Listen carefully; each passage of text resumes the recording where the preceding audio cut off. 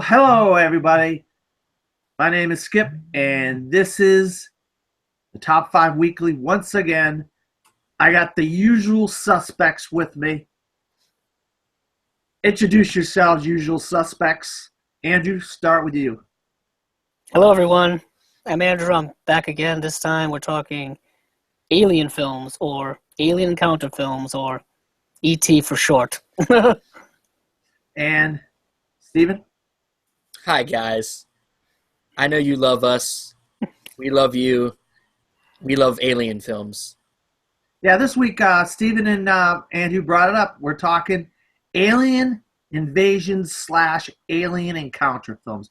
This is a broad topic, and you could go all kinds of different directions with this, but it's in honor of the movie that's out in theaters right now called Arrival. So to get started, we're going to start with Andrew.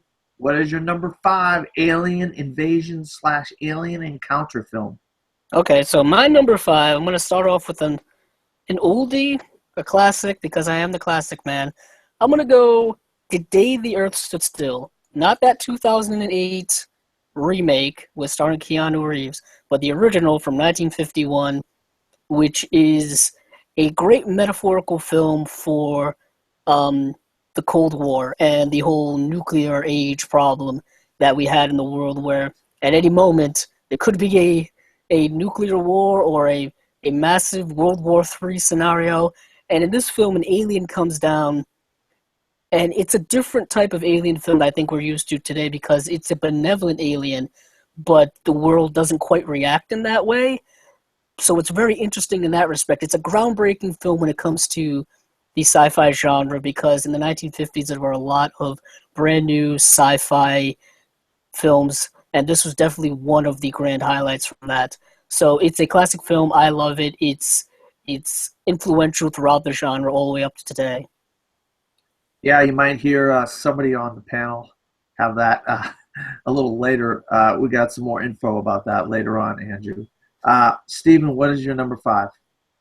My number 5 is one that well, I like a lot of things. I like to keep it, stuff that I grew up, a lot of nostalgia stuff sometimes, but this one's definitely a nostalgia one for me, and that's 1997's Men in Black. Men in Black, to me, the first Men in Black has become a classic film to me. Like, it's a cool sci-fi comedy. At the time, Will Smith was on the top of the world. Independence Day, which could be on somebody's list on here. Who knows? I don't know. But it's another alien film that, it's just fun. I mean, Spielberg's a producer, so that also gives it a jolt, of course. But there was this weird chemistry between Tommy Lee Jones and Will Smith. Who knew? And it honestly, like the other two, not that great. The third one I thought was okay. But it's a franchise that I'd like to see more of eventually. And the first one, just if they could redo what the first one did, we could have something awesome. But it's a fun film. Cockroach aliens. Yeah, except for they ruined the end of the movie in the trailer. Don't watch the trailer. Yeah, well, Vincent D'Onofrio is really good in it as well. And I'll tell you what, I absolutely love the third one. I think the third one is phenomenal. This is based on a comic book. A lot of people did not know that Men in Black was based on a comic book, and they're talking about rebooting it with 21 Jump Street. That's already been debunked. They already said that's not happening. Please, guys, don't do that. That's some of the Sony hacks I did not want to know about. I would like to see Men in Black and Ghostbusters, except for the Ghostbusters, not the Ghostbusters that we just saw, but if we could have more like the original Ghostbusters mixed with the Men in Black, I'd be down for that. That would be interesting. Now, that would be interesting, Ghostbusters and Men in Black. That's a combination that piques my interest. You're absolutely right about that, Stephen. Well, I'm going to talk about a little bit more modern film on my number 5 is a film you may actually recognize the star from a little movie called The Force Awakens. His name is John Boyega. And he was in a little indie by Joe Cornish called Attack the Block. And I will tell you, I heard about this film. It came out in 2011. I heard about this film. I think I watched it about a year after it came out. I did not watch it when it came out. I got it on DVD. And I'll tell you what, wow, was this movie a hoot. It was fun. You got these British accents, so half the time you can't understand what these people are saying. And the aliens are really cool. They just attacked this neighborhood in England. And you got Nick Frost in there. I mean, it is such a cool little indie. The special effects are really good in it, but it didn't cost a lot of money. And, of course, it's the movie that John Boyega is known for until he got The Force Awakens, his Finn role in The Force Awakens. But I wanted to put something small and indie on there and something modern on there. And so I was like, you know what? I really liked Attack the Block. And just so everybody knows, our third panelist besides myself, Mark, introduce yourself. Hey, Mark Portai. I live in Toronto. I'm a huge movie fan, as you guys are, and I write for schmosno.com now. Been writing there since August, reviewing movies and doing movie news and reviewing TV shows.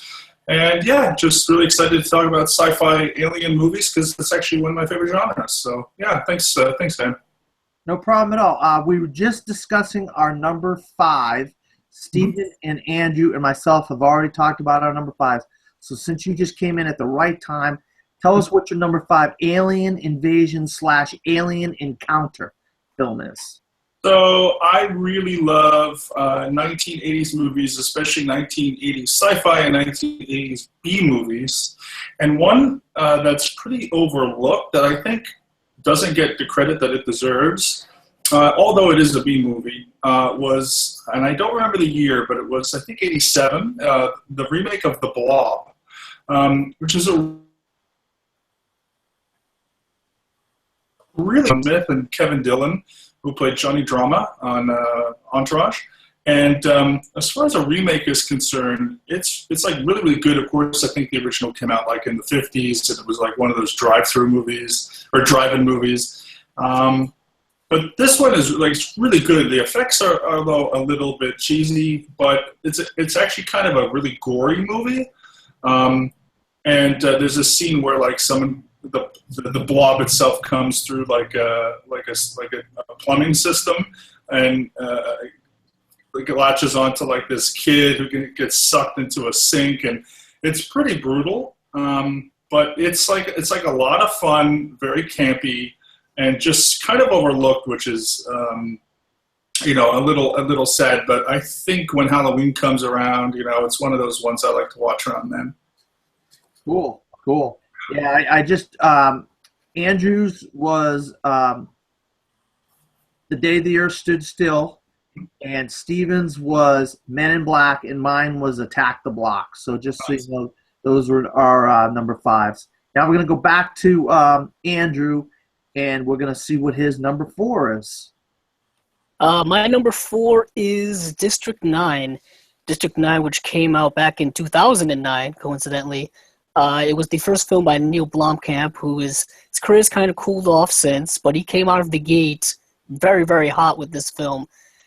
This film is, yet again, one of those not typically alien invasion films or alien films in general, because it deals more with humanity's interactions with alien community or the aliens and how they would react to them. And there's a lot of metaphors to World War II with the ghettos and the Holocaust and things like that, and the internment camps. And it's really a great film about those themes, as well as themes of humanity within the alien culture, trying to find some dignity, some sense of liberation or freedom. And also, for a film with this low budget, the effects and the action sequences, which there are some, are really, really good. I was surprised at how low the budget was for this type of film, because you wouldn't have even noticed. Yeah, and District 9, it's like a kind of a story about apartheid in a way, Yeah. using aliens. And South Africa, that's in Africa, that's a big issue down there. And it also introduced us to a guy that I think a lot of us know now, Sharlto Copley. This guy. Yeah, Sharlto Copley. Yeah. He needs subtitles. This guy, I mean, he never does the same thing over and over again. He does all these crazy different roles, which is good for him because he's kind of an oddball actor. So, yeah. All right, Stephen, what is your number 4? My number 4 is a movie that I get mixed reactions on it. I know I got some friends that really hate this movie, and I know some others that really love this movie. And I don't know if it's that they don't like the movie or is that they don't like the director. And that's 2002's Signs. To me, I think Signs is a brilliant alien invasion film because you don't literally see the invasion. It's all from one point of view, from a family's point of view, and I think that it creates more of a suspenseful film.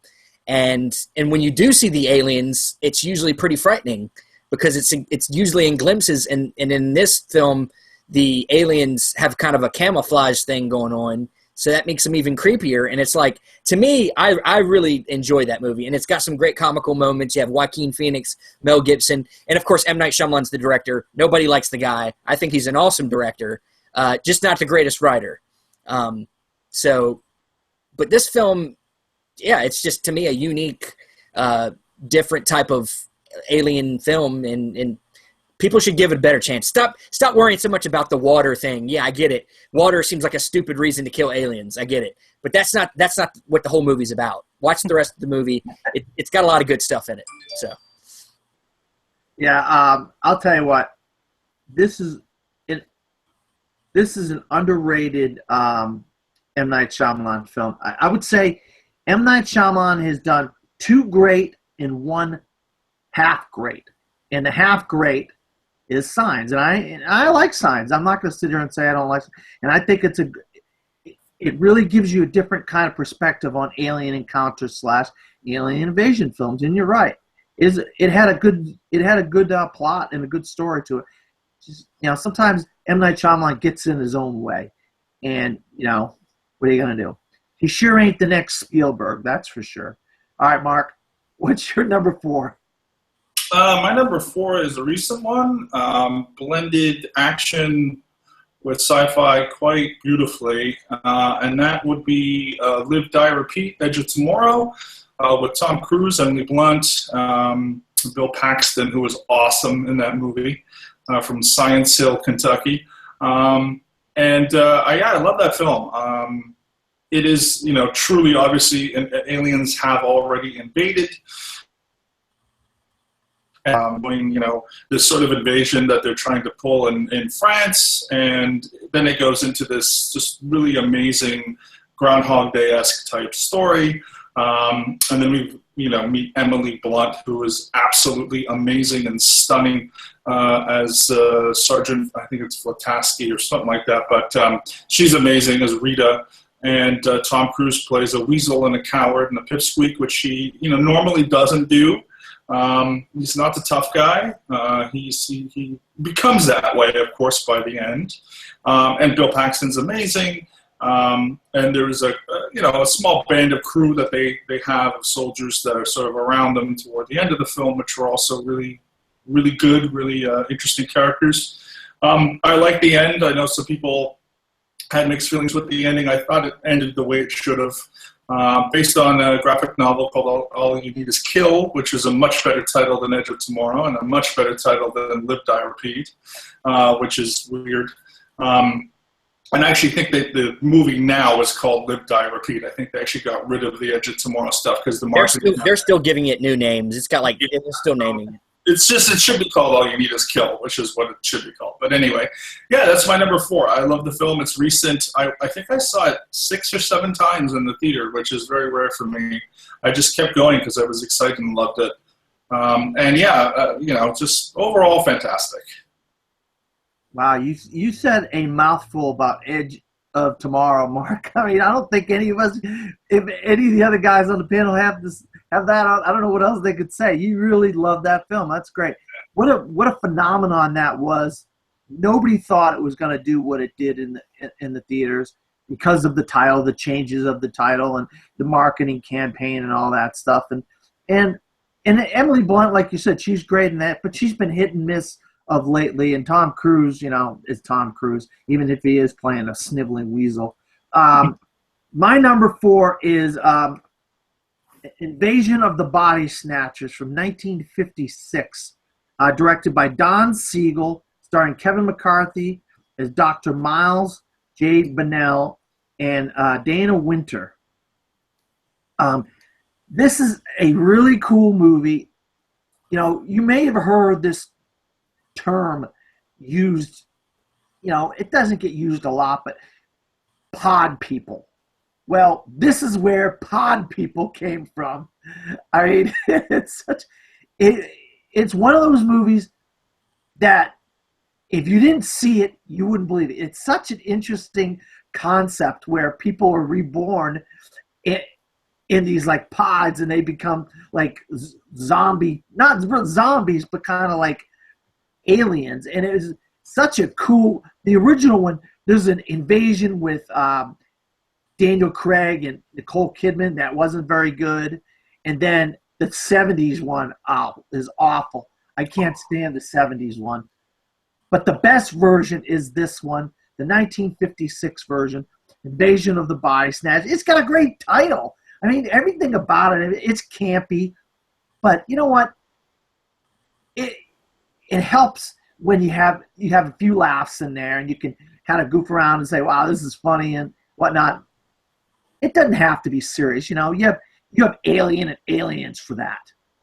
I will say that the remake, the one with Nicole Kidman and Daniel Craig, it could have been good. Like, it had a good cast, and I did like, they did change it a little bit. Like in the original, you literally had these new bodies, that are born, but in the movie Invasion, it's like they spray some kind of like thing at your face, and it gets into your body and basically takes over your body instead of literally creating a new body.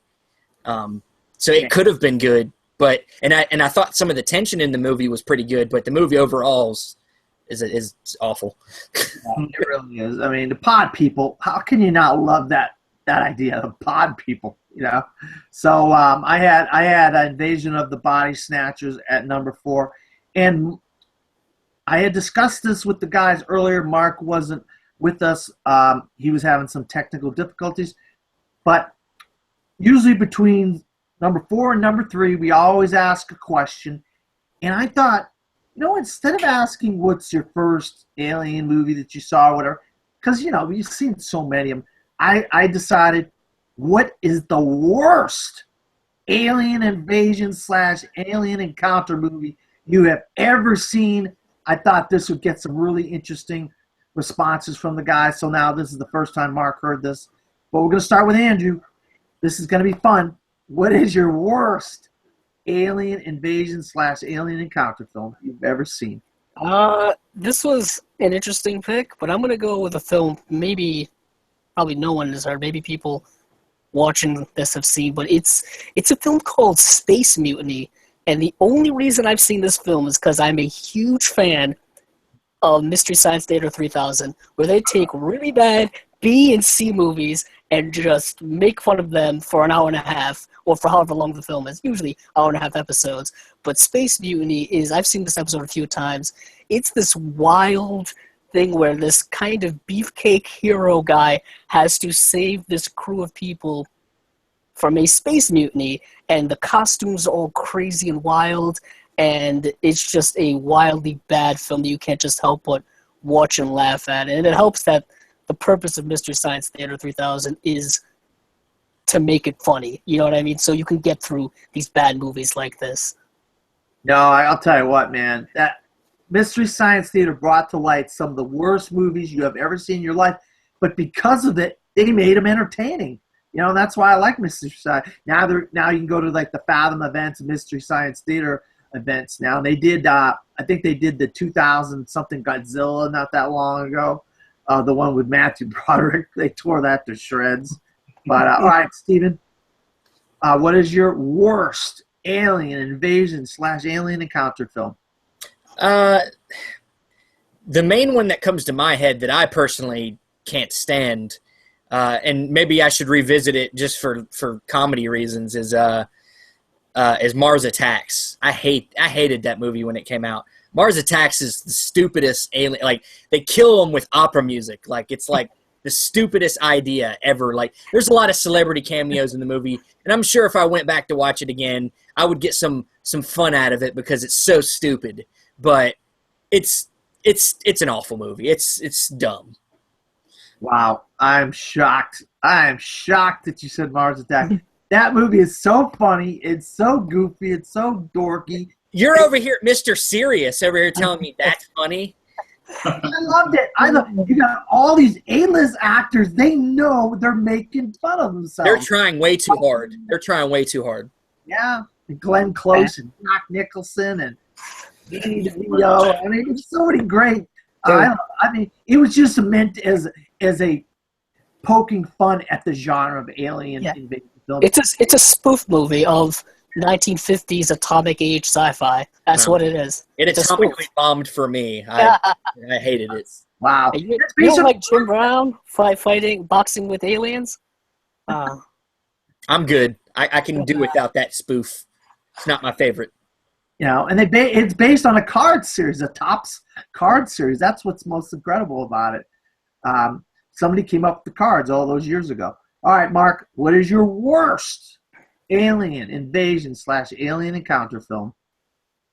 The only one that could come to mind, and this is one that when I was a teenager, I watched it on like late night television, past midnight. You know, awful film called Species 2.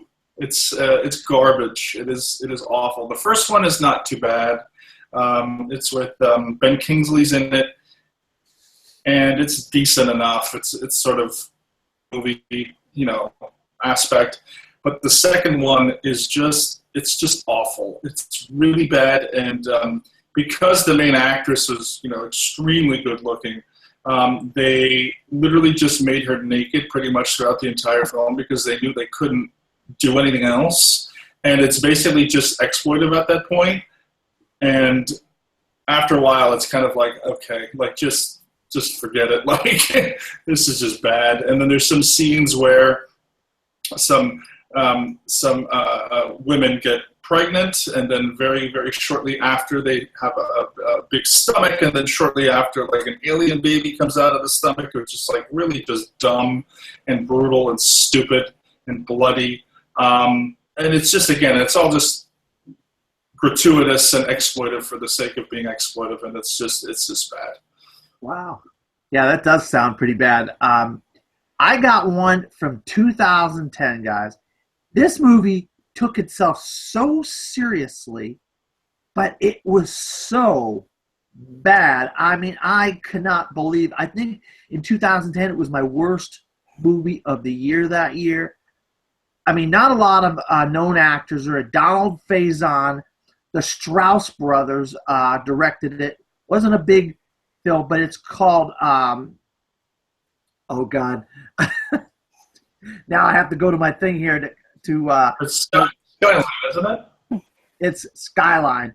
Skyline. Yes. I mean, this film is so bad. I mean, it's these aliens come down, and we just deal with them attacking this condominium. So you have everything has to do with this condominium, and oh my God, this is some of the worst. I mean, the special effects ain't bad, but just the acting. The story is just god awful, and I was really looking forward to it. When I was like, "Oh, this looks cool. I'm going to see this movie Skyline." Oh man, what a big mistake that was! I hated that movie, so I wanted to go a little bit modern and go with Skyline. I don't think anybody remembers that movie. So Yeah. Trust me, you don't want to remember it. It is bad. All right, we're going to go back to number 3, Andrew. We're going to go to you. I can't wait. I Okay. have I have a feel we're gonna get another classic here. I hoping it'll be a classic eventually. Okay. I'm gonna go with a kind of out of the box pick here, and this is just me personally, but I'm gonna go with this film called Under the Skin, which came out in 2013, directed by Jonathan Glazer, and this was a film that he was working on for years. He's kind of a perfectionist when it comes to filmmaking, and so he takes his films and works on them until he gets them just right. And this film was years in the making. And if anyone knows me, knows that I really like experimental art house surreal cinema, and that is what this is. But you also have the inclusion of an alien presence, and the alien presence is Scarlett Johansson, who in this film, I really don't want to give it away, but let's just say she is an extraterrestrial who is just going through humanity and kind of discovering humanity on her own, but she also has like a job to do as well. But I don't want to give it away because I find it to be a very fascinating film, and I just love the atmosphere in this film. It's a very haunting, very hypnotic atmosphere for me, and the sound design and the score is just entrancing to me. Yeah, I saw that was an interesting double feature for me that day. I saw that and Locke the same day, back to back, and I was thinking to myself, wow, I love Locke. I don't know about Under the Skin so much, but I'm glad you like it, Andrew. That's all that matters. Steven, what is your number 3? Mr. Andrew already put it on his list, man. It's an awesome movie. 2009's District 9.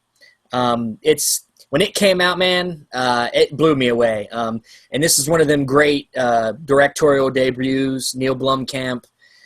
He was supposed to do a Halo movie, and they were like, no, you can't do Halo, so we'll let you do District 9. And I'm glad he did it, because it's still his best movie. It's still a timely movie. It's still a movie that speaks to the issues we have today about, accepting aliens, same thing with the, Mexico and a lot of different examples, but I'm still waiting for the sequel. Like, it ends perfectly for a sequel. I want the aliens to come back and fix him. They're supposed to come back and fix him. Where are they at? I don't know. But Sharlto Copley gives a awesome, quirky performance. Like Andrew said, the special effects are amazing for the budget. I think the budget was under $100 million. It's amazing. It's another example of why it puts that question in your mind. Why does it cost so much to make these fucking movies these days? Why do they cost so much? Like, when there's a movie like this that looks fantastic that costs under $100 million, I'm like, we need more mid-budget films. More mid-budget films. Now, I mean, that tells you could, Deadpool, District 9, you could do a great film on a mid-60s, 70s, 50s $million budget if you have the ingenuity, if you have the talent, and if you have the people behind you that support what you're doing. And District 9 is that film. It is the same. It got nominated for an Oscar for Best Picture. It tells you how good that had to be to get an Oscar nomination, And it is a great film. Like, I can't say anything else about it. Like you said, both of you guys have good taste in alien films. All right, Mark, go ahead. Mine is an out there movie. It's very, very irreverent, and it is an alien encounter film. This movie is from 1984, and it stars Emilio Estevez, and it's called Repo Man. It is an incredible movie. I love this movie. This movie is one part a love letter to punk rock of the 1980s, one part love letter to the sci-fi film. And the alien is in the trunk of a 1967 Chevy Malibu that a former government employee basically stole the alien, put it in his trunk, and he's driving from the Mojave Desert into California, into Los Angeles, where his car gets repossessed. And when you open the trunk, to see the alien, people get vaporized. And then there's a whole thing at the end, which I'm not going to spoil. It is without a doubt probably one of the most original movies in the sci-fi category you'll probably ever see. I mean, it is such a special, unique little gem. Alex Cox is the director. He didn't do that much, but he only done like 4 films. But it is incredible. It's low budget, but the acting is solid. Harry Dean Stanton is in it. He's the best. I'm pretty sure Andrew owns it on Criterion. Yeah, it is on Criterion. Absolutely. It is so well deserved to be on Criterion. One of Roger Ebert's favorite movies of the entire 1980s decade. I think it's in his top 10.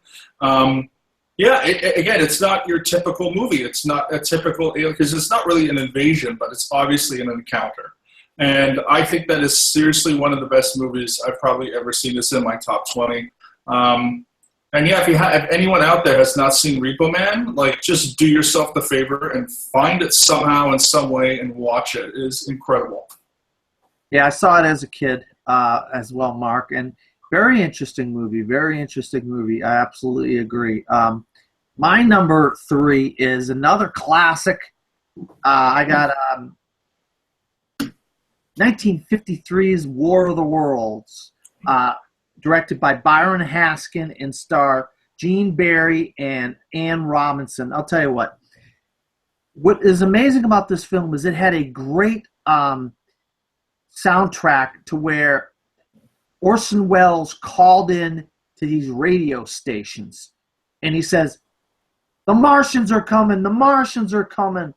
And not like that, of course, Revolutionary War, the Martians are coming. That's funny. But everybody in the country were listening to the radio, and they really thought that Martians were taking over the world. And so it really had kind of a, we talk about Deadpool as a great marketing campaign. This is before people even thought of marketing campaigns. This is the best marketing campaign ever. Having Orson Welles call on a radio station saying the Martians are... That would piss me off. Once I found out it wasn't real, I would be pissed. But that's what got people to see this movie and why this movie is such an absolute classic, And, I know Steven Spielberg did a more modern version, but I still love the... If you remember the ships, there wasn't a whole lot of color. The colors are kind of drab, but the ships had these cool look to them, and they had these green lights and stuff. And the monsters are kind of, just like in the Spielberg version, the three tripods and stuff. I really enjoyed that version, and I did like the Spielberg version, but I'm such a lover of classics that I had to put the 1953 War of the Worlds, especially with the marketing campaign by Orson Welles of telling everybody the Martians are coming. I told Dan before, I was like, I don't care what anybody says. I love that remake. I'm sorry. I can appreciate that original classic, but that remake is awesome. Even though there's parts of it I don't like, I like the Spielberg version better. It's underrated. It's underrated when it comes to recent Spielberg films, because if you look at it as just a sci-fi picture, the acting is really, really good. Tim Robbins makes a small role appearance in that film that is frighteningly dark. Tom Cruise has never ran better. All right, we're going to go on to number 2. Andrew, what is your number 2?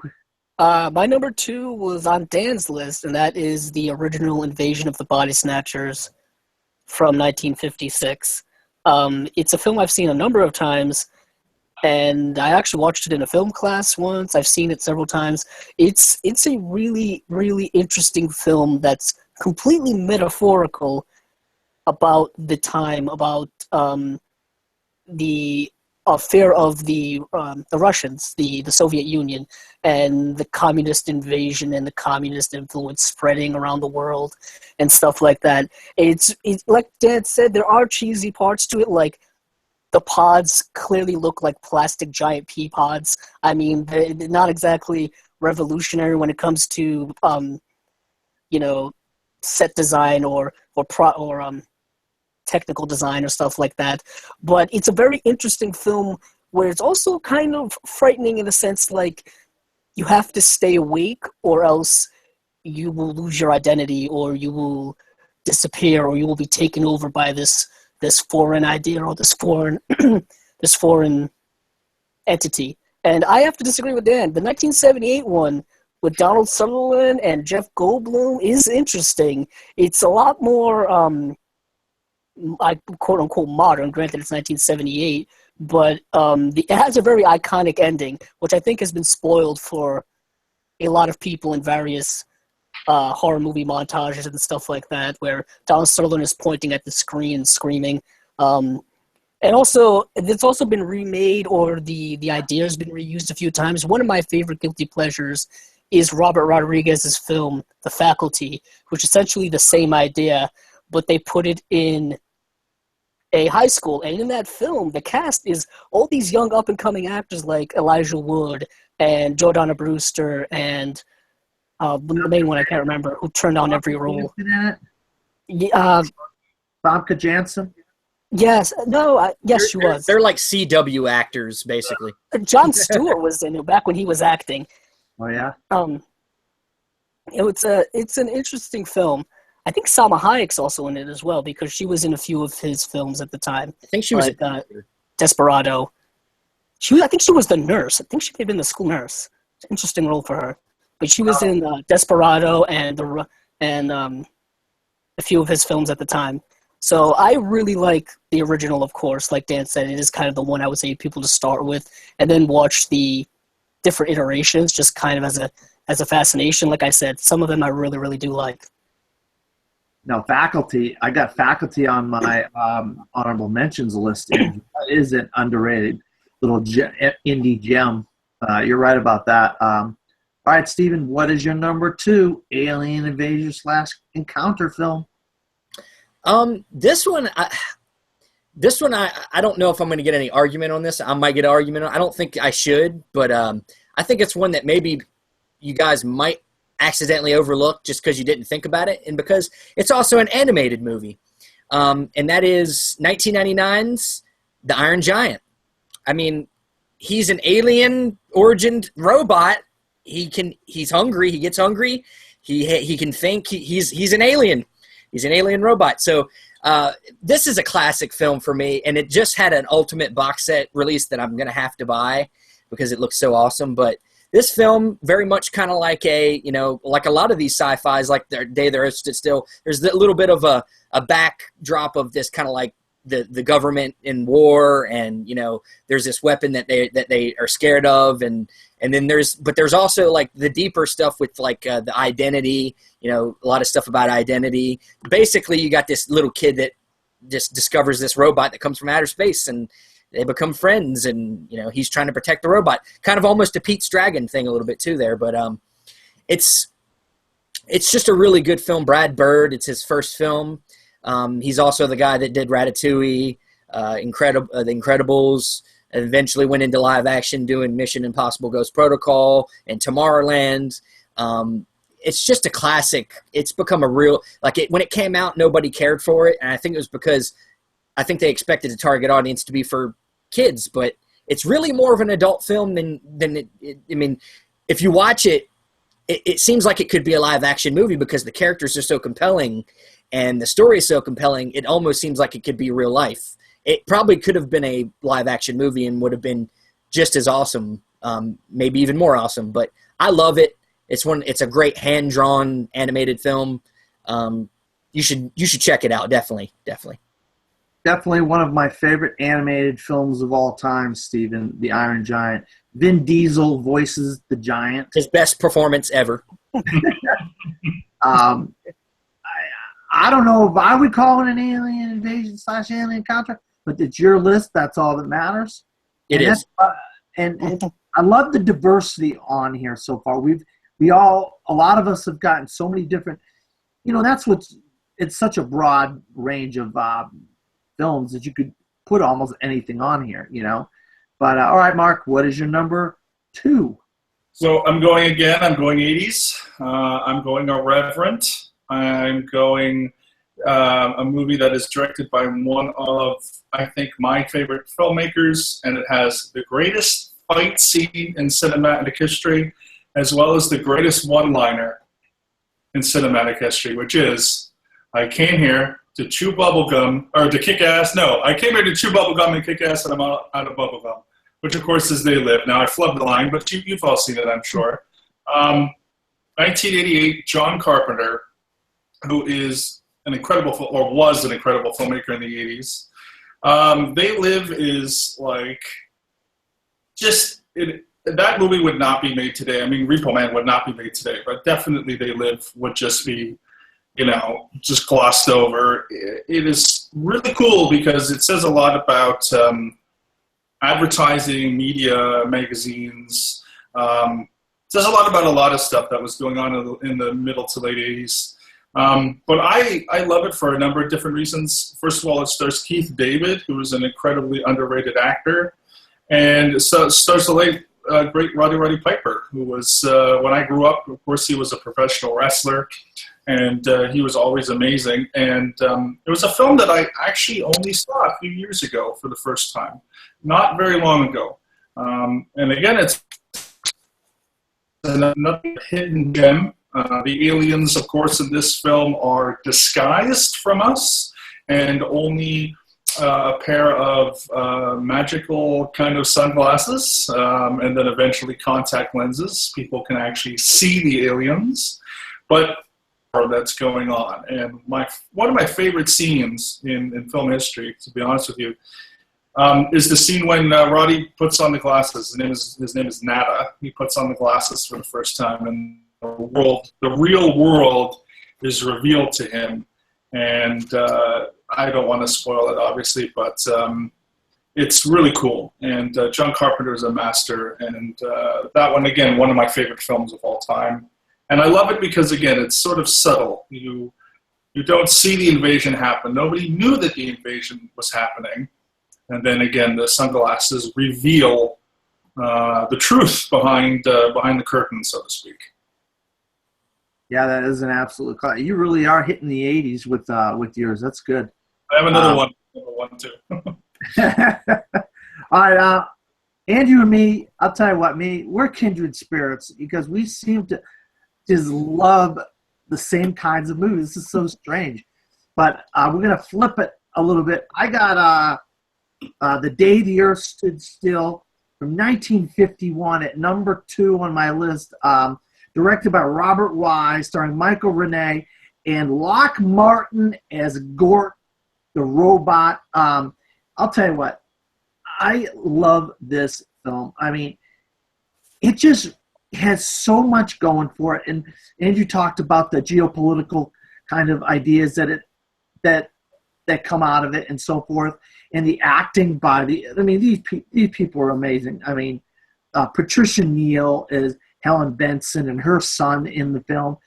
I mean, you just feel for these people, in the film. But one of the reasons what I love about this film, though, is it has inspired so many other filmmakers over the years. And one in particular that I want to mention is George Lucas. George Lucas, I think everybody out here that might be watching or is on the panel may remember a little movie called The Return of the Jedi. And there's Jabba's sail barge, and then they're about to throw Luke and Han and everybody into the pit of Harkoon. Well, there are 3 guards. And the name of the 3 guards are Klaatu Nikto Barada. Where do you know that from? Of course, The Day the Earth Stood Still.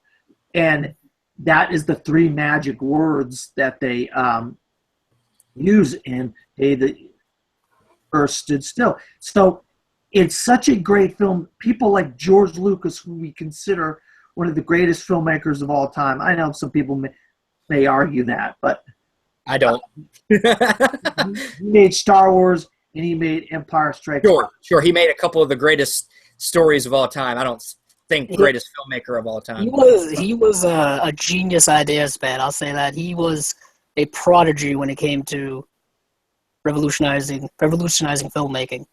Yeah, all right. So, I know other people would argue with that, but that tells you the influence that The Day the Earth Stood Still has on people, and how great a film that is. And I could watch it today, the black and white version, and I still have the same feelings I had when I first saw it 20 or 30 years ago. It's just such a fantastic, fantastic film, and I highly recommend it. And obviously, Andrew did too. So we're going to go to our number one, but first we're going to go to our honorable mentions. We always like to give a little bit of love for our honorable mentions. So, Andrew, you got some honorable mentions that you might want to bring up? I do. I do have actually one that Steven mentioned, Signs, which I actually rewatched and almost put on my list at number 5. Is rather underrated when it comes to M. Night Shyamalan's filmography. One could make the argument it is his last good/great film, and then his film started The tapering Village off is from also there. Better than Signs, Steven? No, it's not. I think we're gonna have to. I would say that they started going down from there. But I'll say this: his first 3 films are a rather solid block of films, and Signs being his last good/great one. And there are a few other ones I think we could talk about. I don't know if Alien and Aliens would count, because we talked about those before, but I'll say one that almost made my list is Predator. I think Predator is an underrated film in the sense that people just view it as this 80s schlocky action film, and it's a little bit more than that, specifically as the film goes on and certain things are revealed that aren't the way you assume they would be. Like, the first half of the film is an 80s schlocky action film, and then the rest of the film is kind of like this metaphorical man versus nature film, with Arnold taking over the film. And I would say that's a very underrated, overlooked film. No, you're right. Predator almost made my list. I mean, I think I would have had Predator at number 6. It's one of the best alien encounter/alien invasion films. That film is awesome. I'm really looking forward to what Shane Black has in store for us. This new Predator movie in suburbia. They already debunked that. So. It's not in suburbia? No, it's debunked. Well, Predator 2 was in suburbia, but it wasn't good. No, it was like a futuristic city, wasn't it? Predator 2? That's what I thought. I don't remember. No, it's got Danny Glover's in it. It's in the city. But then there was Predators that was on the alien planet. Yeah. Robert Rodriguez did. Yeah. All right, Steven, you got any honorable mentions? Yeah, a few of the ones that's been mentioned, like the a classic Body Snatchers film I really like. But for me, it's not that I don't like the classics, but if it was remade, that one was just off my list. Like I was telling you before, it almost made my list. It was back and forth, but and then like the original War of the Worlds, I like it, but I really like the Spielberg version more. And then like Edge of Tomorrow is really good. Close Encounters of the Third Kind. You can't. Spielberg alone has 3 or 4 or 5 sci-fi films, that have aliens that you could put on. I could almost make just a Spielberg alien encounter list, but he's just short. I don't think he has that many, but yeah, a lot of good stuff out there. There's a lot of classics. There's a lot of that we couldn't fit all on the list, but. No, you mentioned a good one, Close Encounters. All right, Mark, you got some honorable mentions? Yeah, I guess. For Alien Encounter, I didn't put Alien on my list. It's one of my favorite movies of all time, the original. I like the original a bit more than the sequel. But I think Alien is so...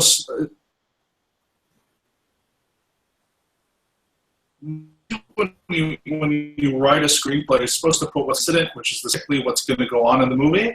And what most screenwriting teachers tell you is by page 12 at the very, very latest, you should put the inciting incident. Well, in Alien, the inciting incident doesn't happen until page 56, which is absolutely unheard of, and that's when the chest alien comes out of John Hurt. So just the fact that that movie even got made based on that format is incredible. And then The Last Hour is like the best horror, I think, of all time. But I really liked, and I also really like Prometheus. I don't care what people say. I thought that was pretty underrated. But for two of them that I sort of really enjoyed, which are 90s, not 80s. I'm going to get into an 80s one later. But was Fire in the Sky from the early 90s, which was an alien abduction movie, which is really holds up. Specifically the CGI on the aliens, which is a very creepy film. And then kind of a guilty pleasure, but there's a Charlie Sheen movie from 96 called The Arrival, which is sort of a thriller where aliens, I can't remember if they've invaded or they're going to invade, but it's sort of a cat and mouse thing. He's kind of trying to get information. I saw it recently on Netflix, and it's entertaining if you just want to, watch something and turn your brain off for 90 minutes. But it's a pretty good movie. So for those two 90s ones, I think are quite good. Well, looking at my honorable mentions list, all the films you guys mentioned are on my honorable mention list. War of the Worlds, 2005, Mars Attacks, Faculty, Edge of Tomorrow, Men in Black, and Predator. They're all on there. So, hey, Independence Day. All right, so let's go with Andrew and his number one. Number one. What is interesting, it was actually a film that Steven just mentioned, and that is Steven Spielberg's Close Encounters of the Third Kind. It's a landmark film, specifically contextually of when it came out, because it came out right after Star Wars came out, and there was this huge kind of surge for action sci-fi that the 80s would, run away with. And it's such a film that's completely opposite of action sci-fi. It's contemplative, it's more character developing, it's a long, slower film, and it is, I believe, Spielberg's follow-up to Jaws, which was a huge success. And yet again, completely different type of film. And Spielberg, specifically in his early career, went with different types of films each time, which I thought was very, very interesting. And it's a film that I think is also way ahead of its time. If you've seen Arrival, it's very similar to Close Encounters. It's the same type of vibe. So he's dealing with being decades ahead of what would be today considered a great, amazing film to some or most. So I think it's a great film, and I put it at my number one. And I think a lot of people do like this film now. I don't think it was a big hit when it came out, because like I said, it was very different to the films that were coming out at the time that dealt with aliens and science fiction. Yeah, well, Richard Dreyfuss, he's fantastic in it. And of course, one of the things that makes the film such a classic is the sound and the score. And it was an accident.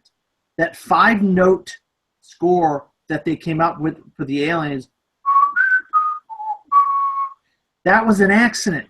They were just messing around, goofing around, and oh my God, we just came up with something that everybody remembers to the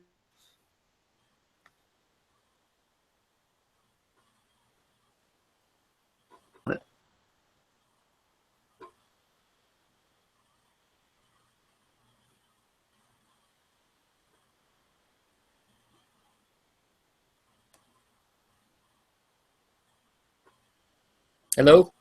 I think we lost him. Did we lose Dan? I think we may have lost Dan. I think we lost Dan. Dan, are you there? That's not good, because if we lose Dan, that means the whole broadcast goes down.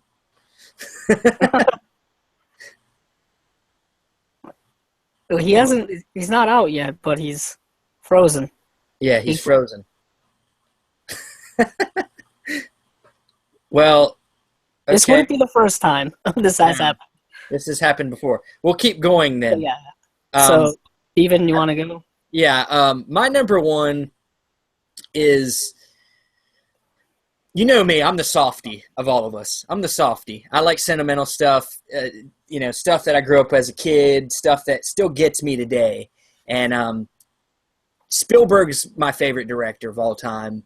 And Close Encounters is I love that film. It's a film that's very cerebral. It's very much, it was nominated for Best Picture.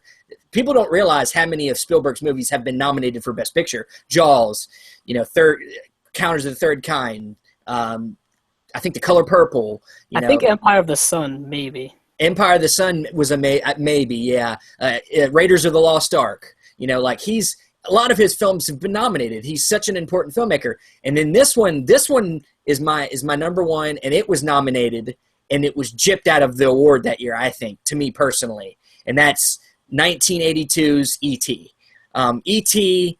is, I don't care what anybody says, it's still an awesome movie. Some people think it's too sentimental. They can't get into it. I have a heart, guys. I'm sorry. I have a heart. I still love this movie. And Drew Barrymore, you get the first glimpses of her. And then I can't think of the lead actor's name, the kid. But he was actually just recently in a horror movie. He was in the Ouija prequel. But he was good in that. And it's such a, like Close Encounters, it kind of goes more into this, like, aliens are not bad, they can be good. You see so many movies about aliens coming to Earth trying to kill us that it's good to get a alien film that makes you feel like what's out there isn't trying to kill us. And the ending of that film always gets me. I always get emotional at the end when I'll be right here, and stuff, and he leaves, and me personally, John Williams has done a lot of great scores. Can't argue with Star Wars or any of them, but personally for me, I really love the E.T. theme almost more than any of his other themes. Like, if you listen to it, it's so layered. And Gandhi won the Best Picture that year. Gandhi's a great film. I'm sorry, E.T. was a more impactful film over time, and it should have won, to me personally. But, yeah, E.T., it's always been one of my top arguably favorite Spielberg movies. Jurassic Park's probably my favorite, but E.T. always holds a special place in my heart, and it's my number one. But I guess since Dan's not here, I will say, hey, Mark, what is your number one? Well, mine, I believe, if I'm not mistaken, came out the same. Definitely was from 1982. And I mentioned John Carpenter for They Live, so just John Carpenter's The Thing. One of the best remakes, because it's a remake of The Thing from Another World or something like that, from the 50s. And, man, 1982's John Carpenter's The Thing is just an absolutely incredibly frightening movie. The practical effects on the monsters still holds up. I love it because it is cold. It is isolated. The feeling of paranoia of who is the thing, who isn't the thing, is probably some of the best sort of psychological horror elements done in the 80s, period. And it holds up. It is just a really, really great, amazing movie. And the cast is great. Kurt Russell, of course, who worked with John Carpenter on Escape from New York, Escape from L.A., and Big Trouble in Little China. And you have Keith David again, who again was in They Live. And you have Wilford Brimley in there, and you have a lot of really great, amazing actors. And it's just incredibly frightening, a great sci-fi horror. I prefer it to Alien, even though Alien is just awesome. Who the thing is, which one is the thing. I love the mystery of when the thing takes over the dog, and one of the dogs, and the dog, goes into the room, and you only see the shadow of the person, so it's assumed that that's the first person that the thing becomes, but you don't know who it is. And at the ending is the best. It's so ambiguous. Is Childs the thing? Is he not the thing? Is McReady the thing? Is he not the thing? Like, what happened? I certainly have my theories, but any ending that can be that ambiguous, where it creates so much mystery behind it. And the sad thing was that movie bombed. It didn't do very well because it was up against E.T., which, of course, was the friendly alien that people wanted to see. And but I still think John Carpenter just from the 70s to the late 80s, he just hit every movie out of the park.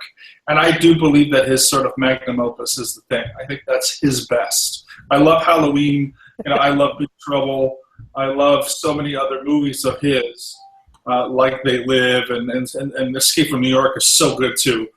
But his magnum opus is the thing. He just completely went into this creative space in his own mind when coming up with that film. And I've seen all the behind the scenes stuff, which is also really incredible what they did to shoot that movie. But yeah, it's awesome. It's just the shape-shifting alien that you don't know who it is or what it is or where it is, and all that tension and all that paranoia. It's just the best. Awesome. I think Dan tried to rejoin us, but I guess he can't. But I messaged him and asked him. I see him here, but he's not. I don't hear him. So, but I messaged him, and he told me what his number one was. And his number one, alien invasion / alien encounter film is Independence Day.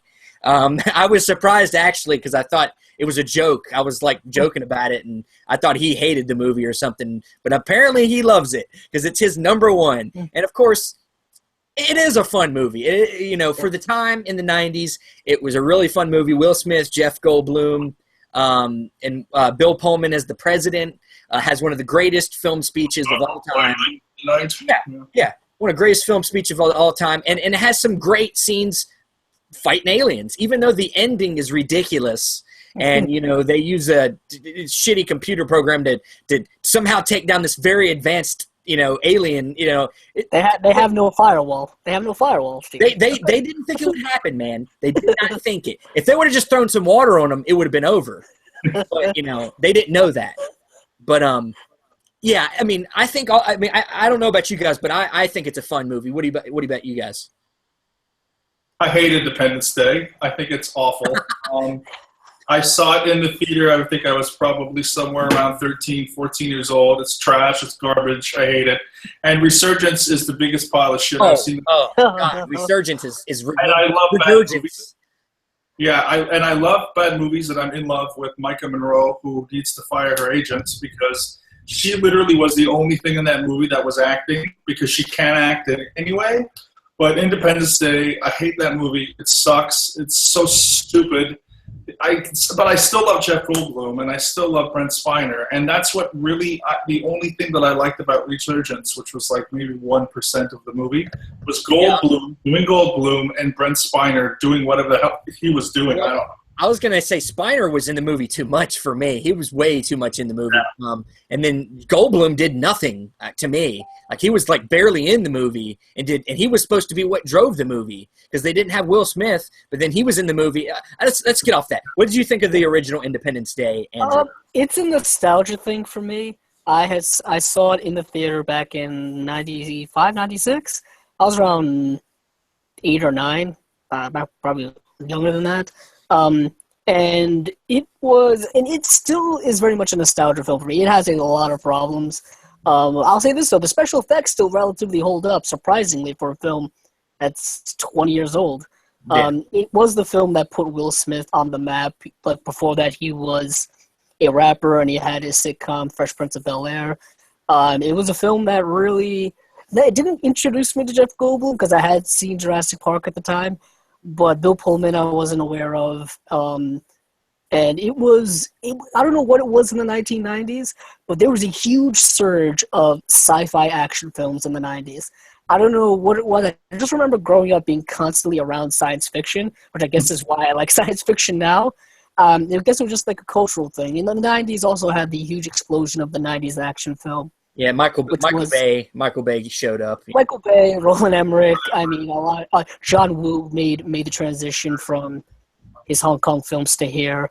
Not a smooth transition, but he still made the transition. Face Off is fantastic. Broken Arrow is not good. No, it's not.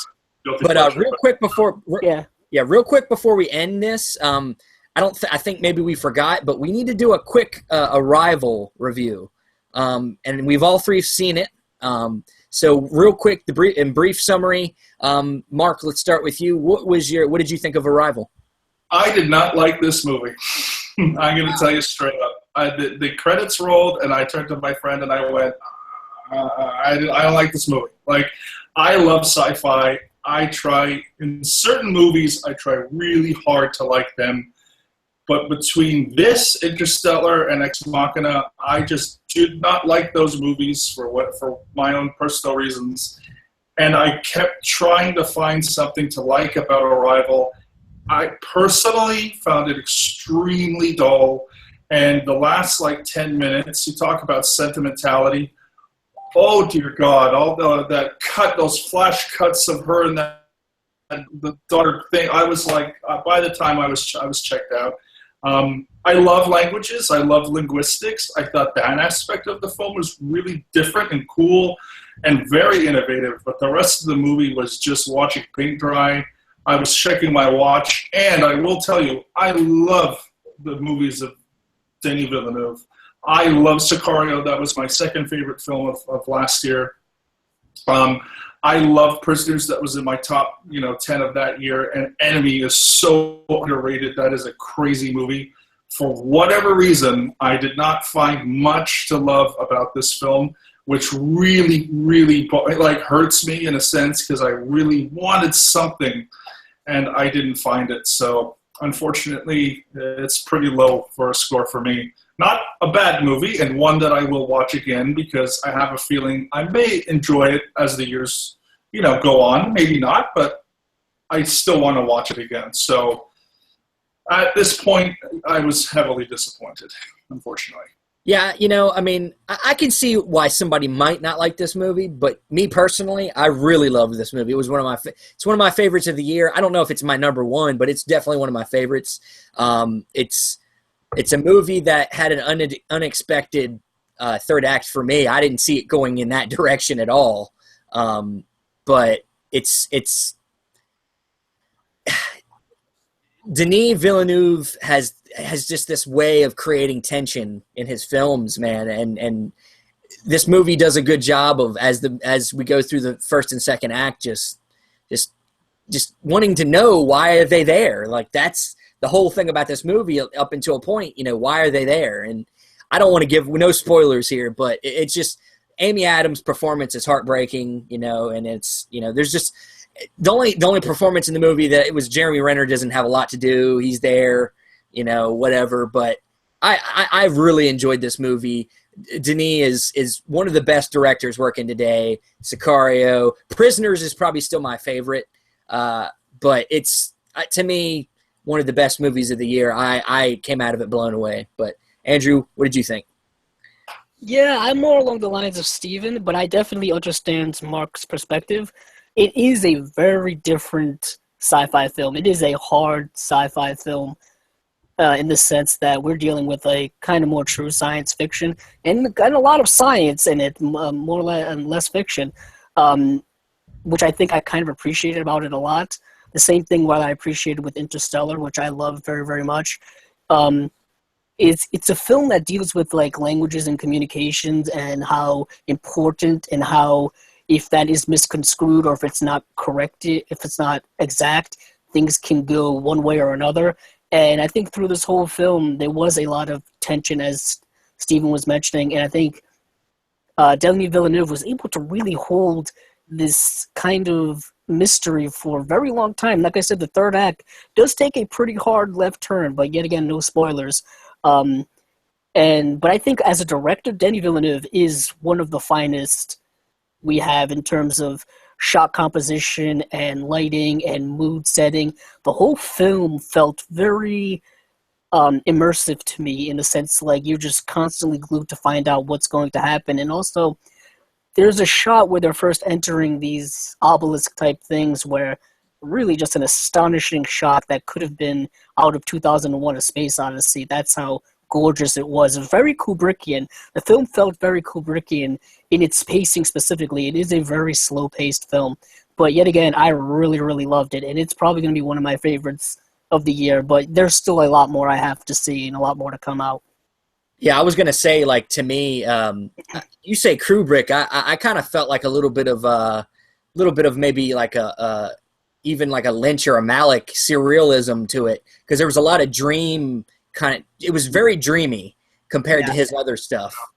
Very, touches of Malick in there, but not too hard Malick. Not like Malick now, where we're talking a lot of kind of artsiness, where not a lot of story. It's not full Malick, but it very much has a surrealistic way about it. And at the end, as Mark was saying, there is a lot of editing, and they're throwing a lot at you in that third act, which can be very confusing. And if you're not like fully engaged, you're going to miss out on perhaps one of the most important aspects of the film. Yeah, I was going to say the only thing that I could definitely say it could be a negative for some, and maybe a little bit maybe for myself, is that the third act happens very fast. It's like, when you finally get that moment, it happens so fast that you almost have to you're like, wait, what just happened? Like what? But it to me it worked. Like it really worked for me, and I think the more, like Mark said, the more I watch it, I might even like it even more. But I found it to be very good. But like we said, I can understand why people might not like it. But apparently Dan's here. He's hiding. Are you here, Dan? Yes. Yes. Okay, close us out, buddy. Well, I had a little bit of technical difficulties there. Sorry about that. Now my camera doesn't work, so you guys are going to have to hear me by looking at the Best Damn Movie Show. Well, we haven't changed it from the movie Edge logo. But yeah, I had Independence Day as my number one. That's why when Steven was making fun of it, saying that it should have been in my honorable mentions, I was like, oh! No, I was assuming how you were talking, you didn't like the movie. That's all I said. No, I love Independence Day. I grew up, that was the era of Will Smith.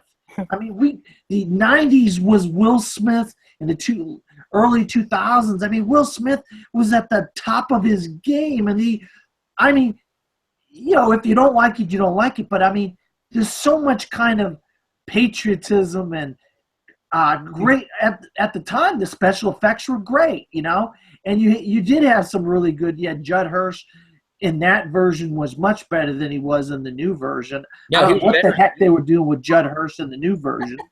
I don't know why they even brought Judd Hirsch back. Vivica A. Fox, she dies really quickly in the new version. I don't know what the heck they were doing with why they even had Vivica A. Fox in the new version. But I really loved Independence Day. Bill Pullman gave one of the greatest movie speeches of all time. I think it's one of the only movies he's really known for, really, Bill Pullman. I've seen him in 2 or 3 other things, but I think it's it's one of those movies, we all know who Mark Ellis is. You sit back in your seat, you shove popcorn in your face, and you just sit there and you just enjoy yourself. You don't overthink it. You don't try to overanalyze it or anything, and just sit there and watch the aliens and watch the special effects and just enjoy yourself. It's not meant to be some kind of Oscar winning kind of art house kind of film. It's meant to be a schlocky 80s kind of special effects driven alien film, and it does that perfectly, in my opinion. That's why it was number one on my list. But my Arrival, I loved Arrival, like Steven and Andrew. I just think Arrival is so far beyond its time. It's one of those films that the thought process of going into this film, it's completely different when you end up walking out of the film. And that's what's great about the film. That's great about the filmmaker, Denis Villeneuve. He makes you think about the movies that he directs and he writes. And this is a 40-page short story this film is based on. And I'll tell you what, using language and using symbology and that sort of stuff, and trying to tie the whole world together and try to get the world to work together in a time right now where we got so many problems with so many people around the world, including our own country. And, it uses children in a way that's fascinating. I've never seen children being used like this in a movie. and it has so much to say about our society and everything. And I think this is one of the best performances of the year. I think Amy Adams should be nominated for an Oscar. I mean, this lady keeps giving great performances time and time again, and I really want to see her get her due and get her an Oscar someday, because this movie, she was great as Louise in this movie. And I like Jeremy Renner as well. Forrest Whitaker was really good too. But that's my quick review of Arrival. But I just want to say thanks again, guys. I know you can't really look at me because you're looking at the movie Edge symbol there. But I want to say thanks, Mark, and thanks, Stephen and Andrew, once again for coming on. I'm sorry I had the technical difficulties. Hopefully I won't have this problem next week. But everybody say where you can be found. I'm Stephen. Go ahead, Andrew. I'm sorry. Oh, Go ahead. no. All right. Okay. I'm Stephen Billings. You can find me on Facebook personally, Stephen Billings. You can find the shows that I do on Film Club Central on YouTube, at Film Club Central. You can find us on Twitter, Instagram, and all that jazz. Yeah, you can find me on Twitter at Cabzilla06, and you can find me on YouTube on a YouTube page called Cabzilla Productions. Check out all my episode reviews for the comic book television series, as well as a few film reviews that I'm working on. I just posted Doctor Strange. Arrival will probably be arriving this week, so stay tuned for all that stuff. Bing! And Mark, once again. Yeah, I'm on Twitter and Instagram at Mark Tordai, MarkTordai, Tordai. And then I have 2 articles that I do a week for Schmoesno.com. And also the odd monthly article, like a TV Tuesday or a Throwback Thursday. And you can find all stuff. I've reviewed Twilight Zone, I've reviewed Star Trek Deep Space Nine, I've reviewed Platoon, and I've done a lot of trailer reviews. So, yeah, find all my work there. And thanks so much, guys. Hey, I'm glad to have all you guys on the show. And once again, I'm sorry for the technical difficulties. Hopefully we won't have these problems next week. Good night, everyone. All right. Welcome to